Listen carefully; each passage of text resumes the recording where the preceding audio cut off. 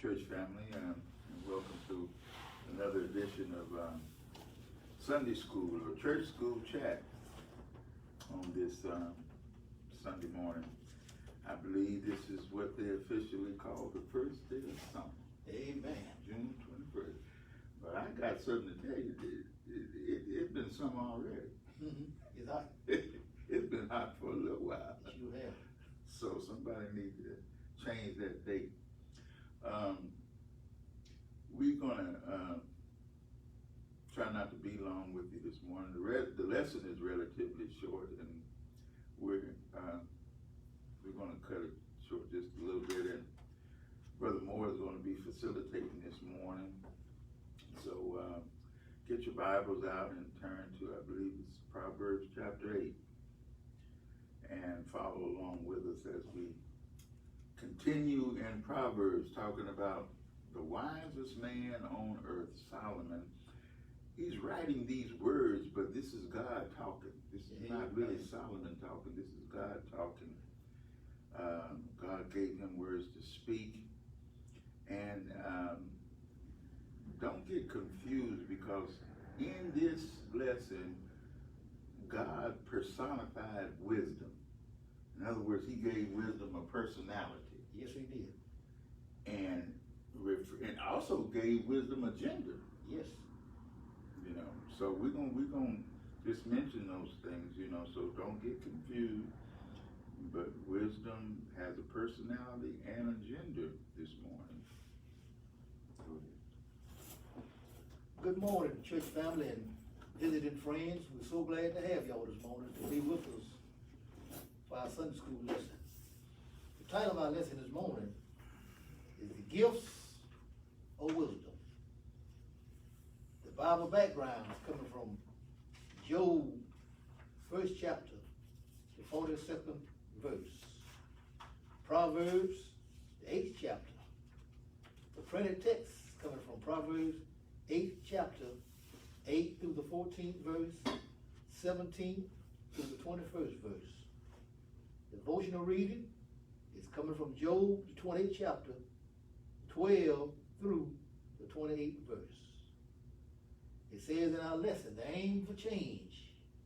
By the end of the lesson, we will recognize the incomparable value of wisdom. Appreciate the difference between the rewards of wisdom and the rewards of mere wealth. And pursue godly wisdom rather than a substitute.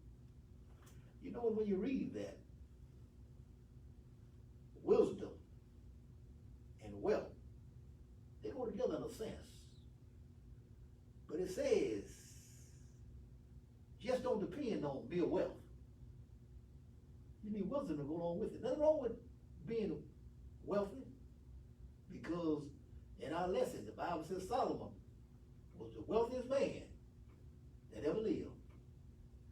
But he also had godly wisdom, and that go hand in hand.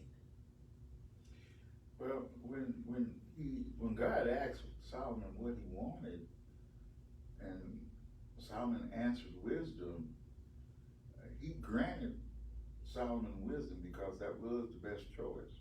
Yes.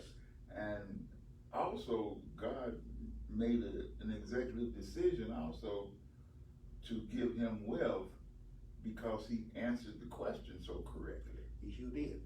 So they do go kind of hand in hand. Mm-hmm. In other words, you can go out here and get a lot of wealth and not have no godly wisdom.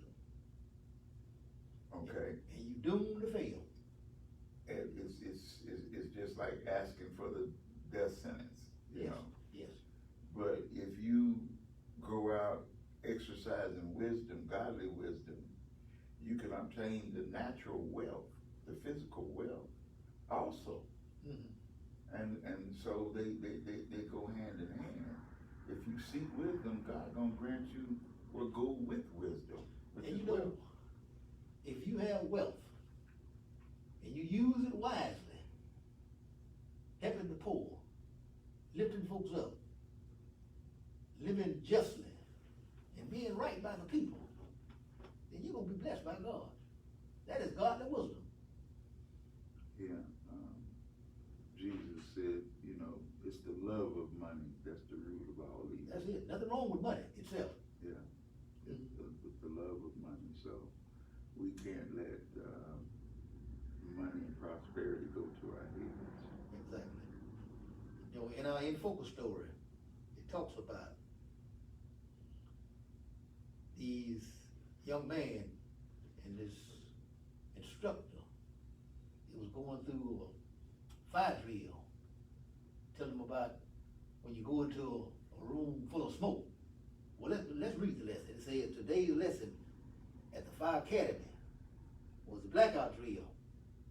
The class of 20 cadets dressed in full turnout gear with air bottles and breathing masks stood before a training structure. They were ordered inside and found themselves in a room full of simulated smoke that was as dark as a moonless midnight. Mask off, the instructor ordered. The cadets all removed their air masks, frightened and confused in the dark. As long seconds ticked by, it seemed like forever before the door opened and they stumbled out. One cadet, Ernie, slumped onto the ground and complained to his buddy Melvin, "I just want to be an EMT. Why do I have to do this? I've been doing this longer than you've been alive," Ernie told me. The instructor told him, "In this business, seconds counts and lives are at stake, including yours. That's what I'm here for, to get you through your training so you can get the experience." He goes on to say, Melvin told Ernie, 20 years ago, there was a fire alarm in an old piano factory on 28th Street. Nobody knew there was squatters inside, but he found them in the dark and single-handedly pulled three people out. He's the best instructor in the academy. Ernie realized there was much he needed to learn. Wisdom is more than just information. How can we take what God has to teach us and find wisdom? There's always a lot to be learned. And this young man was saying, "Now why do I have to go through all of this? Why can't I just want to be an EMT? Why am I put in a room full of dark smoke? I have to take off our mask and coughing and vomiting and whatever, you know what I mean? But all of that is a part of training. All of that's wisdom." You know, it's funny when I read that because we had just talked about that yesterday out here while we were out here yesterday about the gas chamber in basic training. Right. Everybody had to go through it. They went in the military, you know, and it's part of your training because you know you got chemical gas and chemical warfare going on, and you never know when you're going to have to be in there, you know. And most of us try to take a deep breath when we pull our mask off and just hold our breath in there. But they held you in there longer than you could hold your breath. Exactly. And so for the most part, all of us was coughing and gagging when we came out of there. That's right. But the training is tremendous, you know, to give you an insight as to what you might encounter in your short or long career in the military. You know, and that goes back to the policeman, the use of stun guns.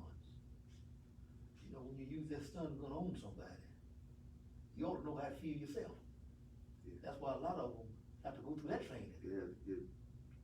You you were being shocked. So, and what that does, it lets you know how another person feel when you shock them. And that will make you more compassionate.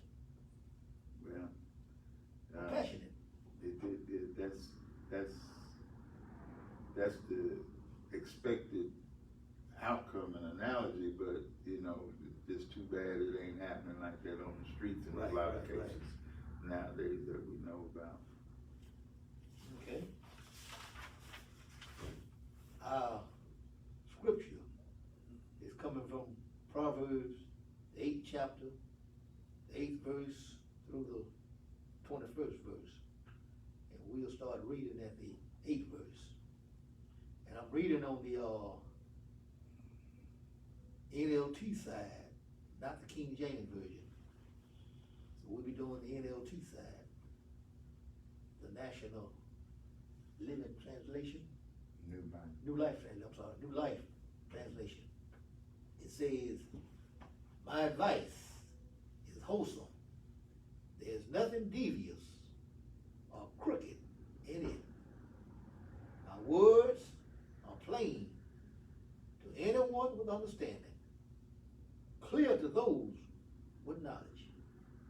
Choose my instruction rather than silver, and knowledge rather than pure gold. Oh, mercy. In other words, what Solomon is saying, it ain't complicated. It ain't hard to understand. You just follow his instruction, God's instructions, and you'll have a long, prosperous, happy life. Yeah, and so, like I said at the top of the lesson this morning, when you begin to read here in the lesson, don't forget that it's God talking, but he's using a female personality for Solomon to write. Mm-hmm. Even though Solomon is doing the physical writing, God is giving him what to write. What to write. And how to write it, you know. And by referring to wisdom as a female, you know, now that's kind of new. Mm-hmm. But that's what God wanted Solomon to convey. Mm-hmm. That wisdom has a personality, and the personality has a gender, which is female, you know. And you know, when you think about it, females do tend to be more compassionate, especially when it comes to children, than male, you know. So I'm just thinking, maybe that's why they're using that wisdom. I wouldn't want to try to peer into the mind of God as to why he's using this, you know, example to give wisdom a personality, a female personality, but it kind of fits what God is trying to convey, though. Right. Yeah. Okay, we go on. We stopped at verse 10. Verse 11 says, for wisdom is far more valuable than rubies. Nothing you desire can compare with it. No money, no wealth, no education, no whatever. Nothing compare with wisdom. Silver and gold have I none. Yes. But such as I have, I give unto thee freedom. Yes. Look here, that man would have traded every ruby, every diamond, every sapphire in the world to get up from there. His health. Yes, sir. I know exactly what you're talking about. To get up from there and walk like everybody else. Mm-hmm. And he did. Yes. He did. Yes. So godly wisdom, knowing the Lord and letting the Holy Spirit come into your life, you know, and giving you new birth. Mm-hmm. I mean, that man lived a life that he had never known. Mm-hmm. He had been like that since birth. And as a grown man, he received healing. Mm-hmm. You can't put a price on that. You know, and then tell you something else. And this is simple. You don't know how valuable it is to have peace of mind. And on the news and everywhere. You look at sometimes people are very, very wealthy. And when you look at them, they always got a frown on their face. They don't seem like they're ever happy. And I'm saying to myself, if they had peace of mind, it's worth more than all the money in the world to them. Peace of mind. If you were a multi-millionaire and you were in a situation where you had absolutely nothing, no food, no water to drink, no anything, but you had money, you'd trade all the money in the world for a glass of water if you got that way. For something to eat, you trade your money away if you ever got that hungry. Exactly. And couldn't feed yourself, you know. So money, not, and because if you don't give up the money, you're gonna die. And so we know that there may be one or two people that will die because they're unwilling to give it up. Look at the rich young ruler who walked away from Jesus. Yes. Walked away because he couldn't what? Give up his money. Give up his money. Exactly right. And so we know that wisdom and money and wealth, all that go together. So out of all the things in life that you desire, what Solomon is conveying from the Lord is seek wisdom first. As a matter of fact, before the world was created, wisdom was with God. You're right. You know, That's what our lesson says. and to throw something else out there, have you ever seen 3 or 4 transits sitting under a shade tree? They may be drinking their little wine or whatever, but everybody laughing and happy. And there's another person, got all the money he'll ever be able to spend, but he's walking around miserable. Now you tell me now, who is in the best condition? You know what I'm saying? Man got all that money, all that wealth, but he's walking around miserable. And there's 3 or 4 people on the shade tree, they ain't hardly got clothes on their back. They laughing, they happy, they talking. All of that. All of Happy that. Father's Day, sorry about that. Get a chance to wrap up. Thank you, Val. Thank you, sir. Well, I told her I gotta leave at 10 and my daughter's coming out, but, I can reach. Okay. I'm ready to give you that one. I got one similar to that. That's nice stuff. Okay, we I think we stopped at verse 12. Verse 13 says, all who fear the Lord will hate evil. Therefore, I hate pride and arrogance, corruption, and perverse speech. Common sense and success belongs to me. Insight, and strength are mine. And you know, in our previous lesson, it tells us the first part of wisdom is to fear God. Fear God. If you don't fear God, I don't care how much wisdom you have in life, it ain't no good. First, you got to fear God. Absolutely. And Yeah. you got to hate evil. You sure do. You know, a lot of people in this world won't stand up for evil. You know, they say things like, well, you know, they none of my business. I ain't gonna get involved in that. But you got to hate evil. I hate pride. You know, the Bible tells us, the Lord says, I hate a proud look. You can't be too prideful now. It also says, an arrogance, corruption, and perverse speech. You're arrogant, you think you're above most people. and everything come out of your mouth. You think you know everything. You know everything. You know, that's not wisdom. That's not wisdom. Now, those are things that God detests. Yes, yes. You know, as a matter of fact. It talks about common sense and success belongs to me. Now, if you got good common sense along with wisdom, godly wisdom, you tops.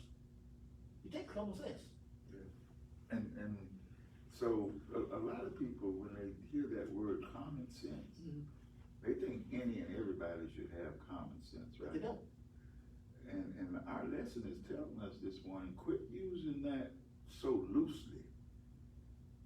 Common sense should tell you this, common sense should tell you that, you should know this. Just common sense. Common sense is also one of those things that come from God. You're right. So everybody ain't gonna give it. You just don't go and give it to everybody. You have to seek God and ask him for things like wisdom, common sense.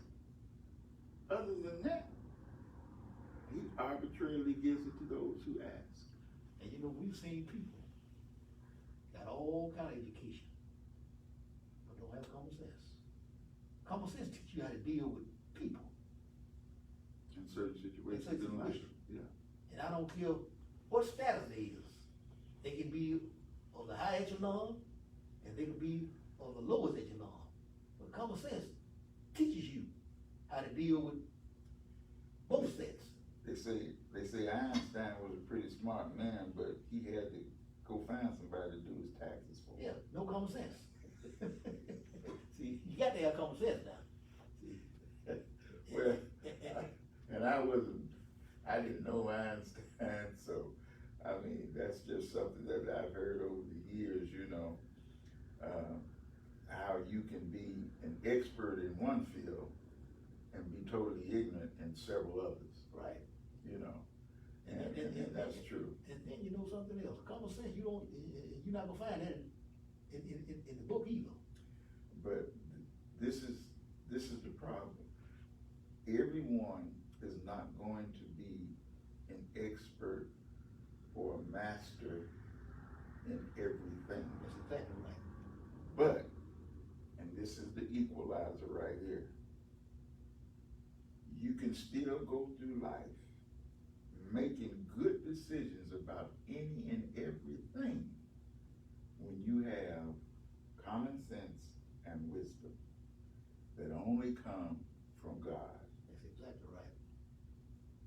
Common sense. In the worldly sense, in the worldly wisdom, it ain't gonna help you make good decisions throughout life. Common sense, wisdom, come from God. You know, give you an example. I've learned, Brother Barnett, I won't get into a deep conversation with you on something I don't know anything about. That's common sense. But some folks would make you think that they are a walking encyclopedia. They know it all. Because see, when you get in that kind of conversation, People people will soon find out what you don't know. So what I'm saying is, I've learned, if I don't know much about a conversation, I try to stay out of the kind of conversation. Keep your mouth shut. Yes, and listen. And therefore your ignorance won't be revealed. That's common sense. That's common sense. Yeah. Okay, we go on, we skip from verse 14 to verse 17. It says, I love all who love me. Those who search will surely find me. I have riches and honor, as well as enduring wealth and justice. And that says it all. God does not tell us if you have wealth, that's a sin. Ain't nothing wrong with having wealth, as long as you keep it in perspective. It says, wealth go along with justice. Now what they're saying, you treat people right. You're concerned about those that don't have. You're lifting up the poor. Justice. And you will be rich. And you will be blessed. You know, so many people that we try to help, a lot of times when we try to suggest things to them so they won't get in that situation anymore, things that they need to start doing in their life, you know, they'll reject that. They just want you to give them the handout when they come looking for something. Don't tell me what I need to do in order to prevent this from ever happening again, you know. So in other words, I'm telling you, I'm inviting you to come go fishing with me, so you can learn how to catch fish. That's right. So you can feed yourself. That's right. But you don't want to go fishing. I don't like fishing. Too hot, too cold. You know, snakes out there. You make up all kind of excuses. But yet still, next week you're gonna be right back asking for some food. Well, you know what that tells me? That tells me you are content with the situation you're in. You know, because you would think, we talk about common sense, you would think with common sense, if you're in a dire straits situation, you ought to want to try to get out of that. Why, if I'm on the street begging, and you done came and told me a way out, but I'm saying, but I'm content being where I am. Yeah. That's what it is. Yeah. It says, I think I stopped there. Verse 19 says, my gifts are better than gold, even the purest gold. My wages better than sterling silver.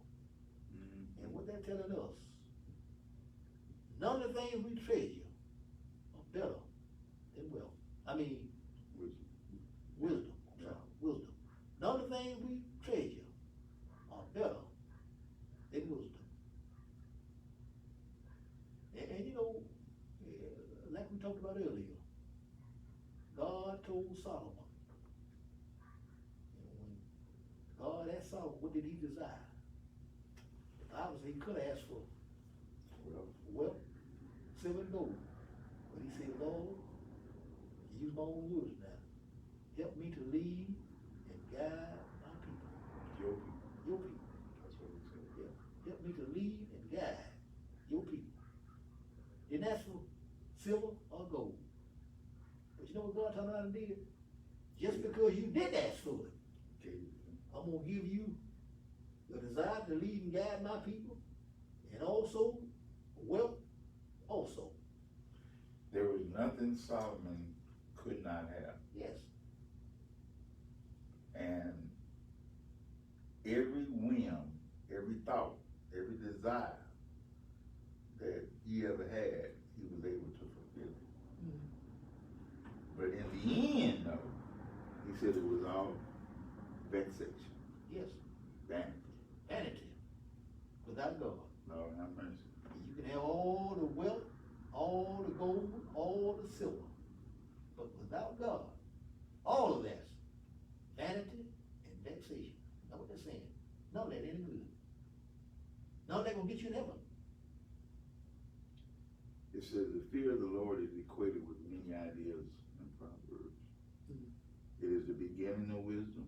You'll find that in verse in 9-10. Beginning of knowledge, knowledge of God, knowledge of the holy, instruction of the wisdom. And it says it is also a fountain of life that prolongs days and turns away evil. It says this is the only example in Proverbs of the fear of the Lord being defined by what it is not. It is not evil. So it has a lot of characteristics, and all of them are good, because evil has no place in wisdom. Yes, sir.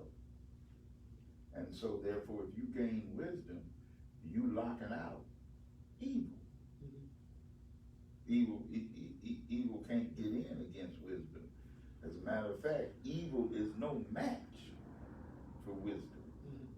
And if you have that, then you can walk in confidence, and you don't have to fear anything going through life, what you might be encountering, the things that even probably that your children have, because you know to do one thing, and that's to go to the Lord in prayer.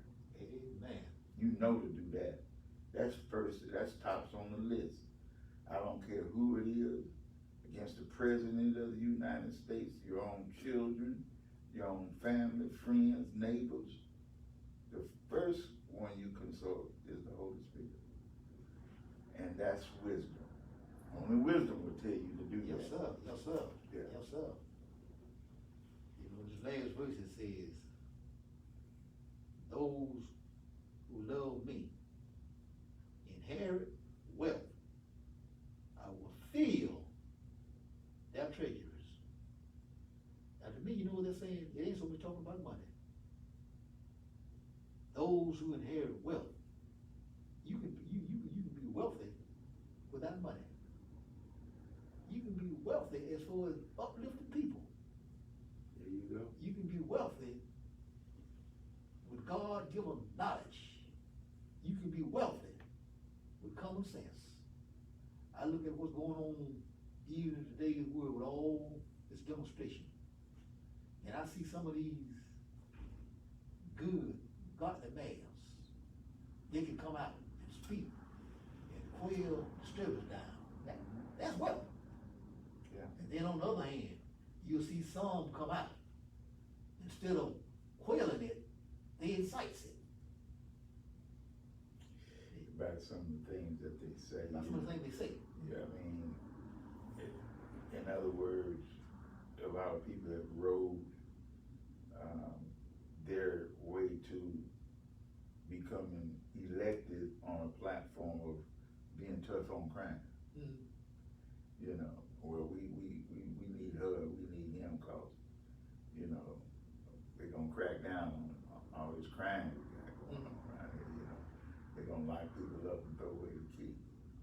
Well, now, there's nothing wrong with being fair. There's nothing wrong with being just. Mm-hmm.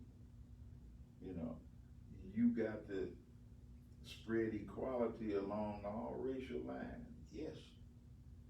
And if the crime and if the punishment fits the crime, it shouldn't matter what nationality or culture you from. Mm-hmm. You all gonna get what the book say.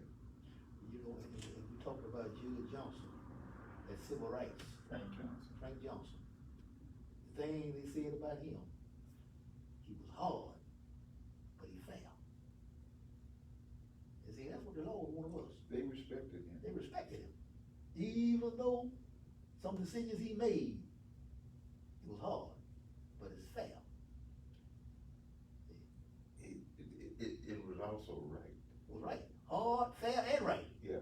See? It was also right. So we use the word just again.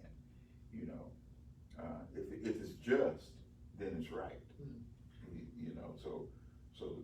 So righteousness, is kind of incorporated into the word justice, and vice versa.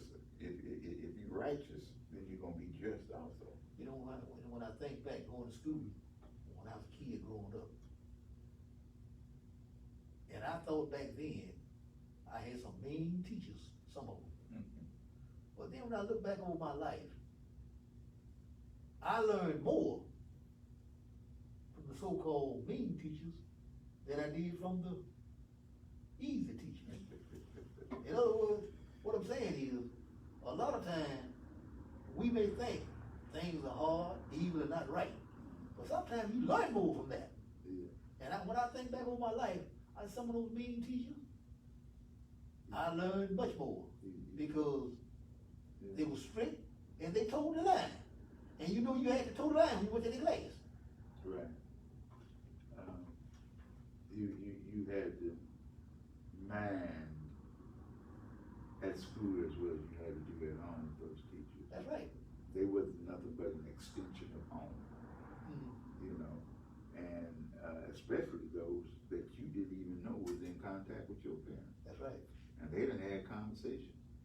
their parents, your parents done told them, your mom and dad done told them, if you get out of line, straighten him up. And you know, and when you pass them classes, or go to your next grade, you be telling other students, oh, you don't wanna go to Mr. So-and-so class, he mean, and he hard, and you don't wanna go to Miss So-and-so class, because she don't take no mess, blah, blah, blah. Yeah. But when I look back on that through my life, Yeah. those were some of the best teachers. Yeah, they were. Yeah. They were, you know, the ones that were nice and easy going, you know, they didn't always project a clear picture of how life could be. That's right. You know, those ones that were mean and stuff, they were getting you ready for the real deal. That's right, that's right. Yeah, you know, and like I say, you know, they reminded you of mom and dad at home. Sure did. You know, if you had those kind of tough parents at home. You know, it goes back to that story about that fire drill. What the instructor told that young man. Even though you don't swallow smoke, you don't cough and all that, but that's preparing you Yeah. for things to come. For things to come. That's exactly what it is, you know. Are we gonna continue on, or we just about time? We just about through. We just about through? Yeah, just about through. Yeah. Instead of